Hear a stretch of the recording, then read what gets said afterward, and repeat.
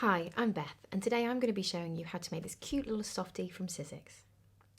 Okay, to start with, we're going to cut out all of the layers that we need, all the pieces.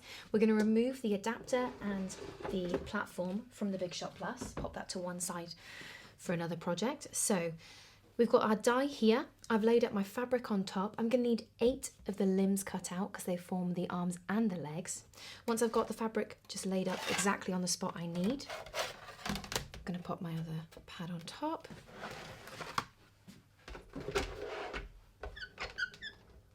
And simply roll it through the machine, just tucking any fabric to one side.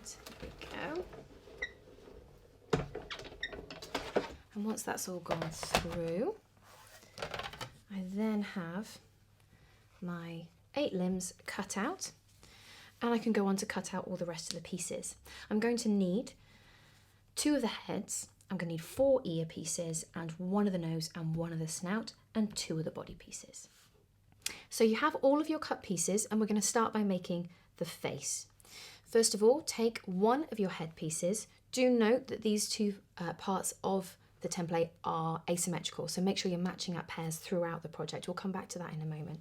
So I'm going to take the snout first and place that onto the face. I've stitched by machine, but you could obviously do that by hand as well, and you can create a lot of different looks simply by changing where you've placed things, adding more character features as you go. I stitched very close to the edge around on there, and then I've placed my snout, placed the nose on top of the snout, and then without pinning it in place, unless you feel you really need to, I've then stitched that one on top. If you've got that base piece of the calico, it makes it a lot easier to turn around in the sewing machine. Then for the eyes on mine, I've simply done some French knots. You could, of course, add on a little mouth. You could add on eyebrows and eyelashes, all sorts of little features. You may want to wait until the end to add anything if you're doing things with fabric glues or pens, just so that you can get a look of the look of the finished product complete. Okay, so here I have the step-by-steps for the ears and the limbs. You've got 2 of your ear pieces just there. Using a narrow seam allowance, I've stitched round the edge to create this one here. As you can see, what I've then done is clipped the edges. What this means is that when I then turn it out, it makes it a lot easier to fold and get a smooth edge around the edge of my shape. So just clipping all of those edges, I've then turned it out. For me, I use a pen, or you could use a chopstick, something like that, just to make sure you push out all the way to those edges. You're going to repeat that with both of the ears, obviously, and you could play around with the ear shape if you wanted to create slightly longer ears, if you fold your fabric right when you're cutting it out, or to make pointy ears, so you can make a little cat, or you can make a rabbit, anything you like. When you're stitching these in, you could also add a little pleat and give a little fold. The fabric you use will also affect exactly how they look. I've repeated the process for the legs and the arms, so what we have here is, again, 2 layers. We've stitched all the way around the edge here. We've clipped into that to make it easier to turn, and then it's been turned inside out. And the way that you turn it inside out is just simply by folding it up and then pushing it all the way through. With this longer one, you will need something like a pen, obviously with the lid on, or a chopstick, just to make sure you get all the way through to the end.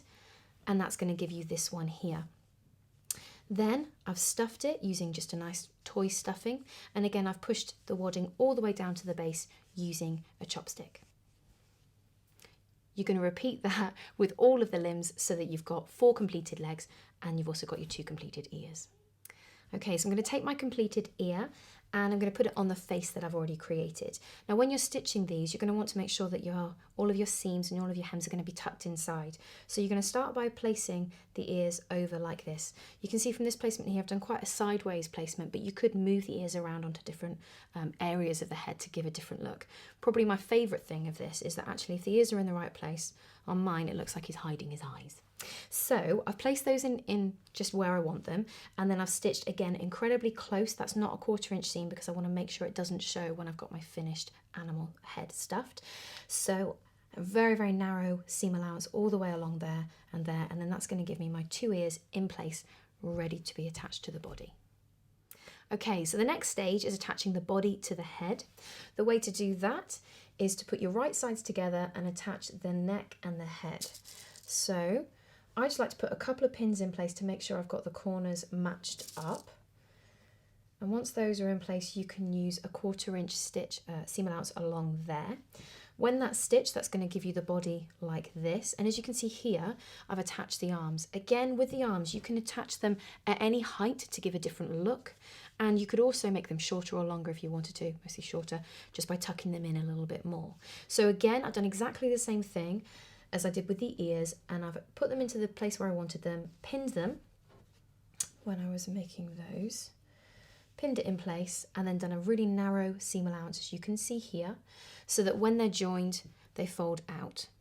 The piece I've got here is for the back, and as I said before, you do need to make sure that with the head and the body that you're matching up the shapes, because you do have a slightly asymmetrical head and an asymmetrical body part. So just make sure that you've got the long edge of the body part on one side and the short edge on one side, and you haven't got a wonky bottom. Okay, once you've got to that part, we're then going to attach the front and the back together. So for the next part, we're going to attach the front and the back together. To do that, I'm going to tuck the arms and the ears back inside, so I've got my edge of my bear fully exposed. I'm then going to get the back and line that one up. I'm going to use a few pins to hold it in place, especially important around the neck, just so you make sure that the back and the front of the body match up. And I'm just going to pin the whole way round. Make sure as well that you pay special attention to where you have got the ears in place and also the arms, as you want to make sure that the fabric lies really smoothly there so that it doesn't interrupt or make the sewing on the machine harder. And again, you can do this by hand as well, but I'm just going to have pinned all the way around, and you can see here I've got it where I've finished this, pinned all the way around and stitched with a 1/4 inch the whole way. So then what I'm going to do is turn it inside out. Because you've got those arms, you can actually use the arms to help you pull it the right way out.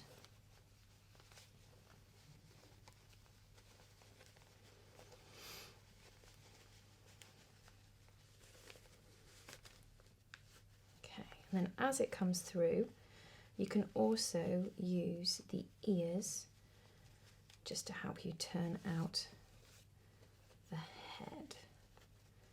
There we go. He might need a little bit of a press after that crinkling. Okay, so there we have essentially the head and the body of your softie. We're then going to need to stuff it, and then I'll show you how to attach the legs as well.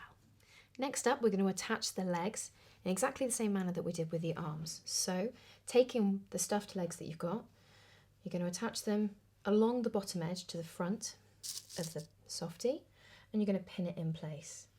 Now on mine, I've stitched that in by machine, and I've repeated that on the second leg, which you can see just here. So as you can see, I've got a partially stuffed bear here. I've used a pen just to help me push the stuffing right down into the head to make sure I haven't got any gaps, and I've got some stuffing here which I've already teased nice and loose, and I'm just going to fill up the body cavity with that. Once you've filled that up, you can do it as loose or as tight as you like, as full as you like. And then we're going to take the back edge of the body and fold over the seam allowance and then attach it to that front part. I'm just going to turn that bit over now. And with that folded edge, I'm going to start by pinning at the legs.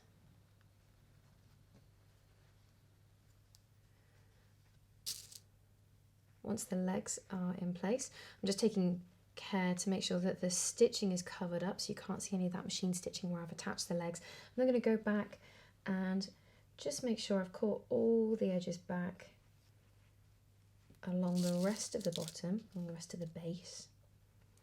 And it's better to put more pins in at this stage and make sure you've got it lined up exactly as you want it.